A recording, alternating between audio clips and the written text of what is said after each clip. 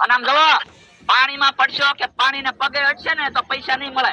એ વાંધો નહીં.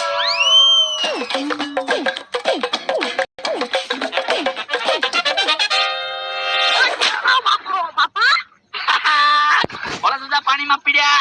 ઓલા દાદા તમારા 100 રૂપિયા ગયા. એ સામે પગી જવાનો છે. મને એવું જ લાગે. આગળ રહેજો, હમણાં જોવો તમે પાણી ખેંચી જાવ.